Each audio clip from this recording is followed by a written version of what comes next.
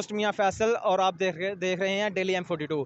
ناظرین، میں اس ٹائم موجود ہوں ناروال چوک میں مال آف بریدگی کے بالکل سامنے، اور ناظرین یہاں پر ایک سائن بورڈ پچھلے 3 ماہ سے گرا ہوا ہے جو رہنمائی کرتا تھا گوجرانوالہ کی طرف سے آنے والی ٹریفک کی کہ اگر آپ نے لاہور جانا ہے تو آپ سیدھا چلے جائیں، اگر آپ نے ناروال جانا ہے تو آپ یہاں سے لیفٹ سائڈ پر مڑ جائیں۔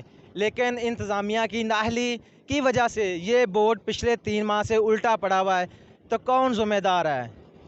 اسسٹنٹ کمشنر بریدگی ابراہیم ارباب صاحب، آپ سے درخواست ہے کہ اس بورڈ کو ٹھیک کروایا جائے تاکہ بیرون شہر سے آنے والے لوگوں کی رہنمائی ہو سکے۔ اسی کے ساتھ اپنے ہوسٹ میاں فیصل کو اجازت دیجیے۔ اللہ حافظ۔